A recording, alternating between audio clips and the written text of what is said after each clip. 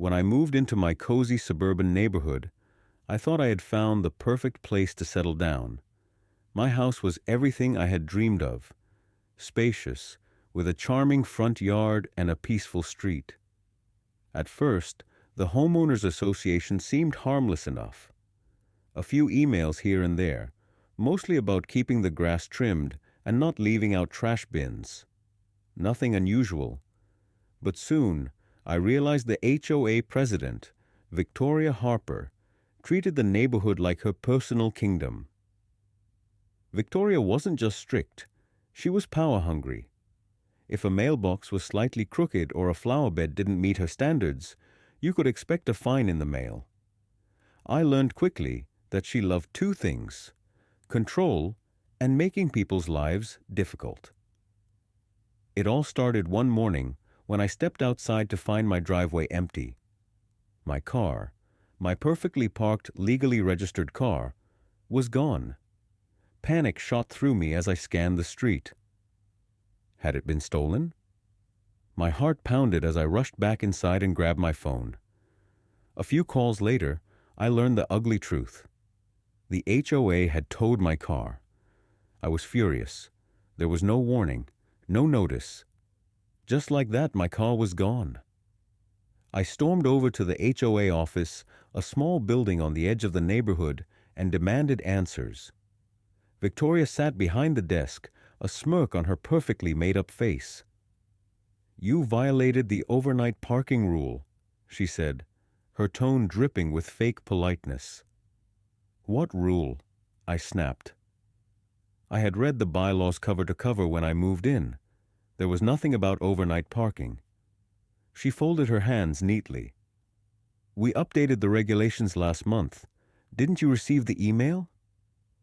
I hadn't, and I told her as much.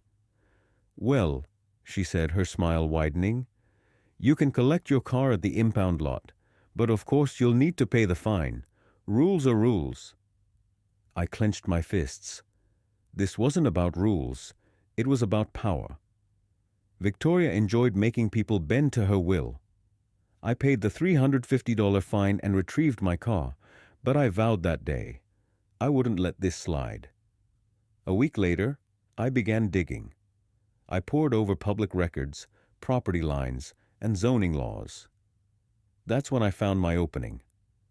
The HOA didn't own the small lot next to their office. It was privately owned and up for sale. My mind raced with possibilities. If I bought that lot, I could control the only place the HOA used for overflow parking. And I could make their lives as difficult as they had made mine. I wasted no time. I contacted the owner, and within days, the paperwork was signed. The lot was mine. But I didn't stop there. If I was going to take on Victoria and her cronies, I needed to be smart about it. The next HOA meeting arrived, and I strolled in with a quiet confidence. Victoria barely glanced at me. Just another homeowner she thought she could push around. That was about to change. When the meeting ended, I made my move. "I have a quick announcement," I said, rising from my seat. The room quieted as I held up a stack of papers. "I recently acquired the parking lot next door." Victoria's smug expression faltered. And I continued, savoring the moment, "I'm designating it as a private lot. Starting next month, anyone who wants to park there will need a permit." A ripple of murmurs spread through the room. The HOA relied on that lot for their meetings and events. Without it, they had no extra space. Victoria's smile was gone. "You can't do that." I tilted my head. "Actually, I can. Property rights. You know how those work, right?" Her jaw clenched, but I wasn't finished. "I'll be charging a monthly fee for anyone who wants to use the lot. And HOA members?" I leaned forward. "No exceptions." Victoria's face turned red, but she said nothing. For the first time, she realized she couldn't control everything. And this was only the beginning.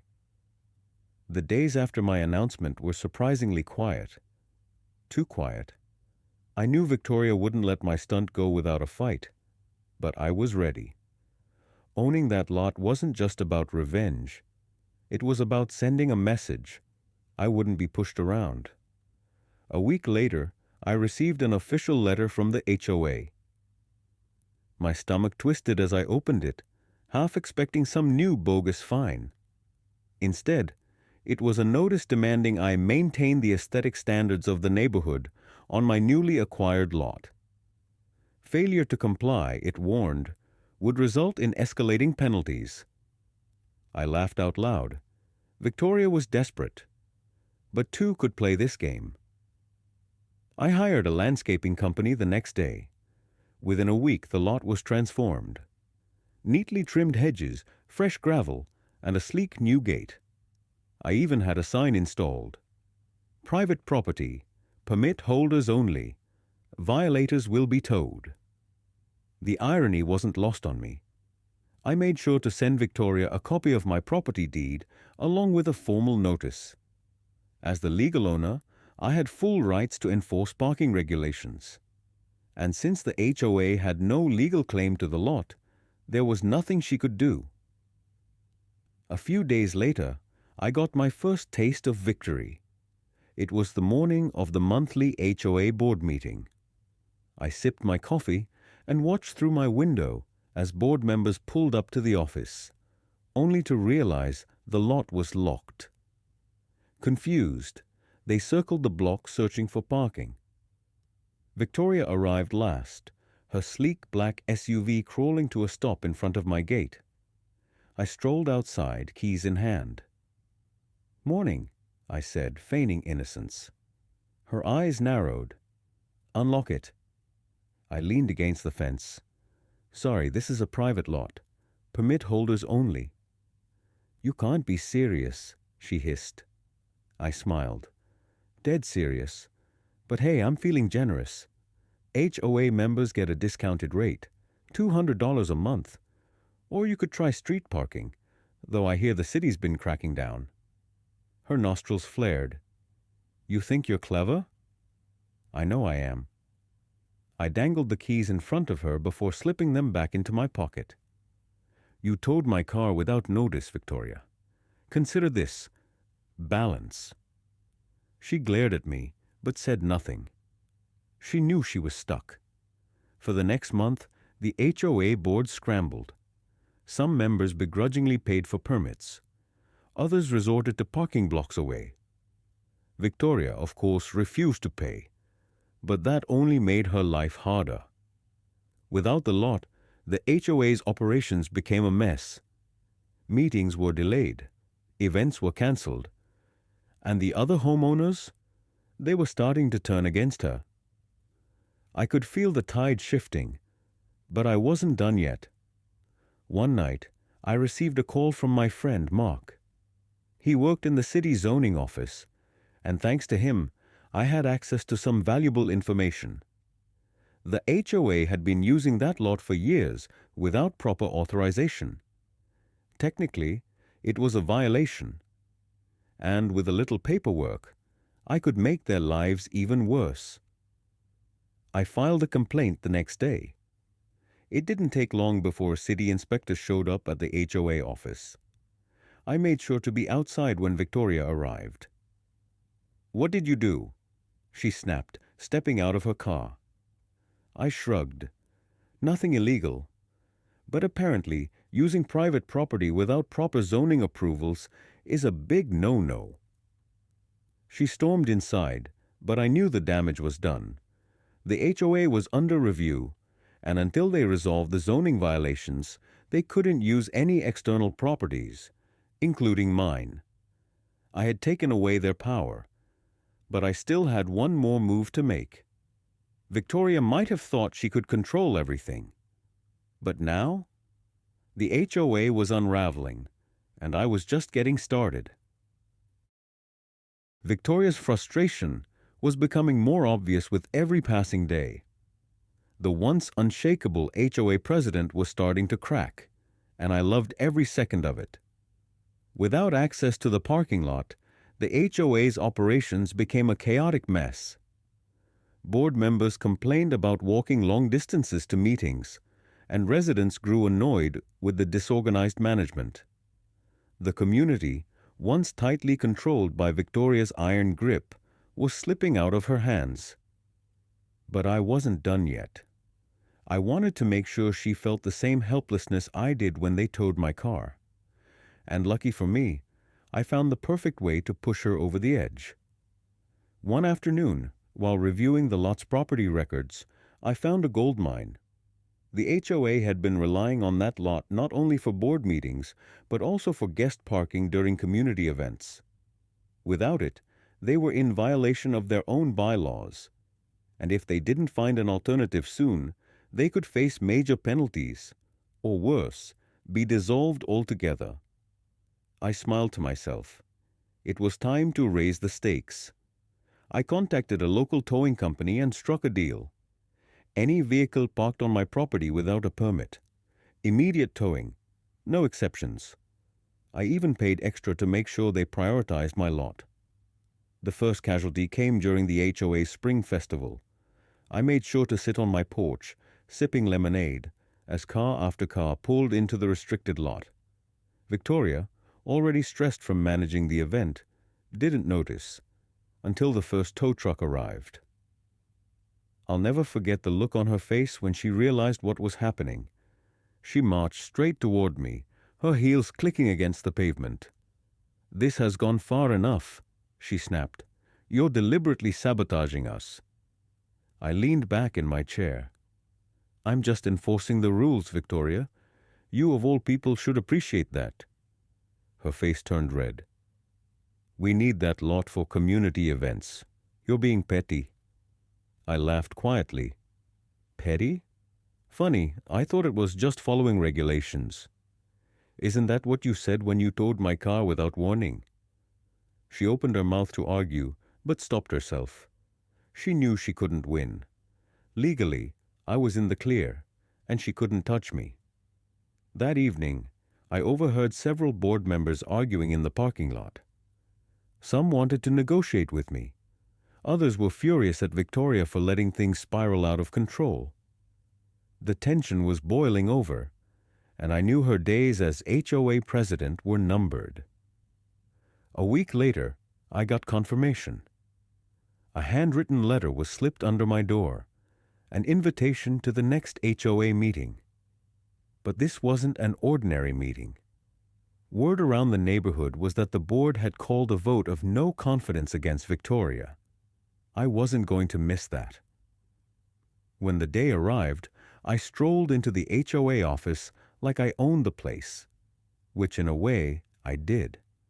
The room buzzed with whispered conversations. Homeowners cast annoyed glances toward Victoria, who sat stiffly at the head of the table, pretending to ignore the tension. When the meeting started, I remained quiet, until one board member, Mr. Reynolds, cleared his throat. "This association has always prided itself on fairness," he began, pointedly glancing at Victoria. "But recent events have shown a lack of leadership. It's time for a change." Victoria's face paled. "You can't be serious." Another board member, Mrs. Garcia, chimed in. "We lost access to the lot because of your stubbornness, and now we're facing fines for violating our own bylaws." The room murmured in agreement. I couldn't resist adding fuel to the fire. "If you're willing to pay market rates, I might consider leasing the lot back to the HOA," I said, pretending to be helpful. "Of course, that decision depends on who's in charge." Victoria slammed her pen on the table. "You're manipulating this entire situation." I shrugged. "I'm just a concerned homeowner." The board wasted no time. Within minutes, the vote was cast. 5-2 in favor of removing Victoria as HOA president. As the decision was announced, I caught her gaze across the room.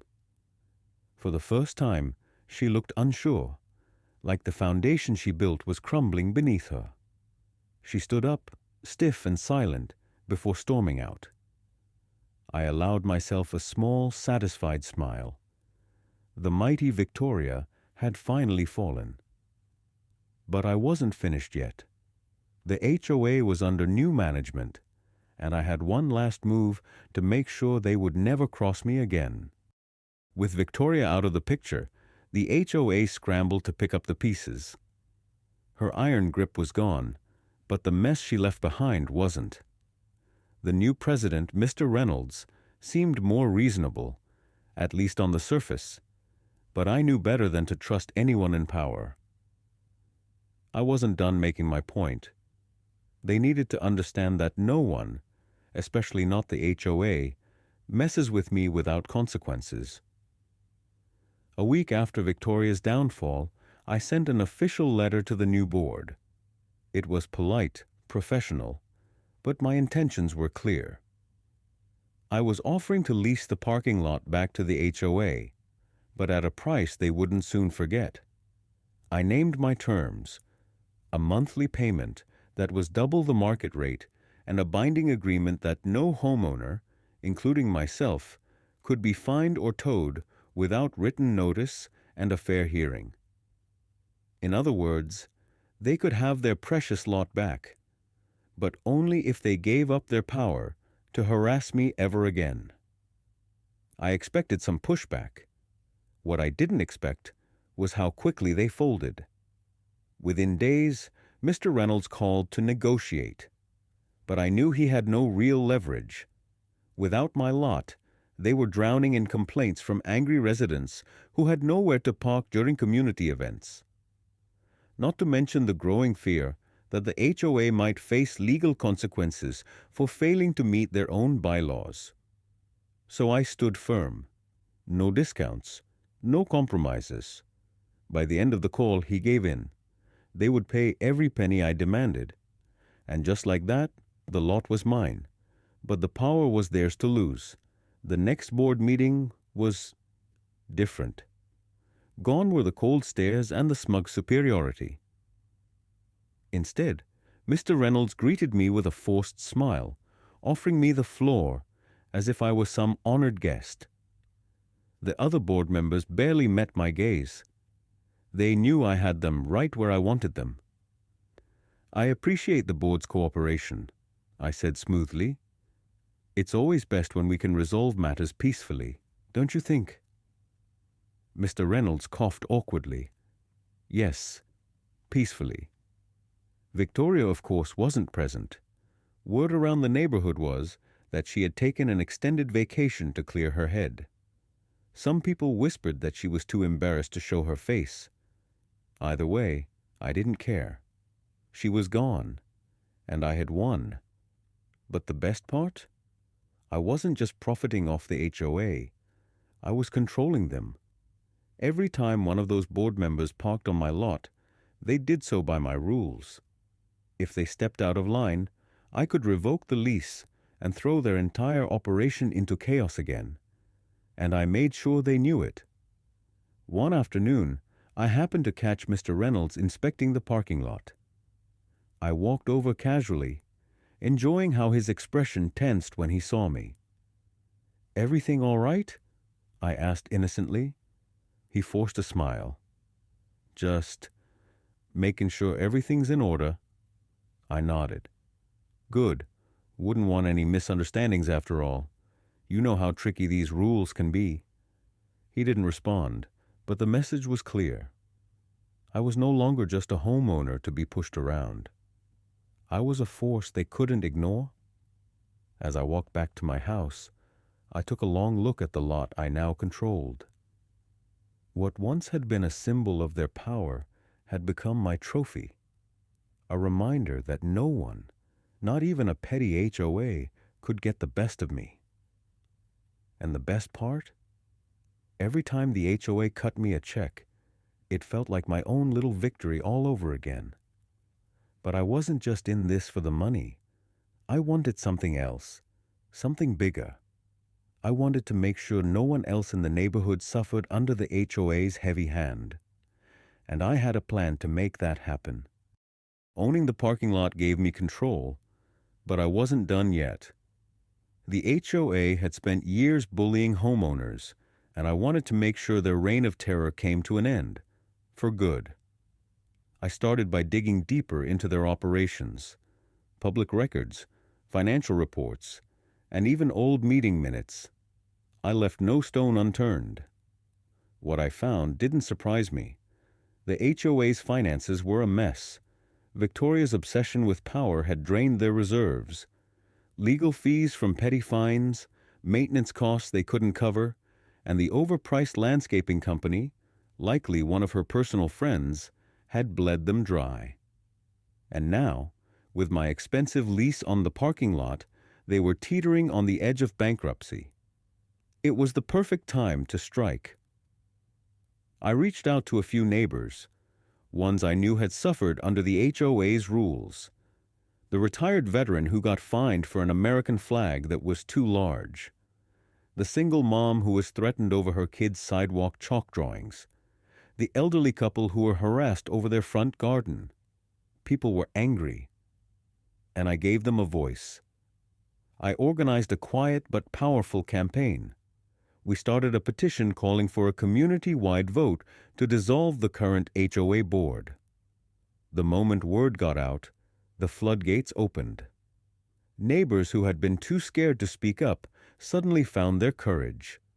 Stories poured in about fines that made no sense, rules enforced unfairly, and a board that treated the community like their personal kingdom. Mr. Reynolds tried to fight back. He sent letters claiming the HOA was protecting property values and that the petition was a disruption. But no one was listening to him anymore. The final blow came when I sent a letter to every homeowner, outlining exactly how much of their annual dues were going straight into paying for my parking lot. When people realized their hard-earned money was lining my pockets, their frustration exploded. By the time the vote rolled around, it wasn't even close. The board was out.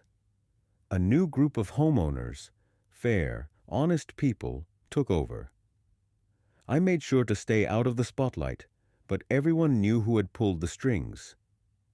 The first thing the new board did was revoke all the ridiculous rules. No more surprise fines. No more towing cars without warning. And the parking lot? Well, they still paid me for it.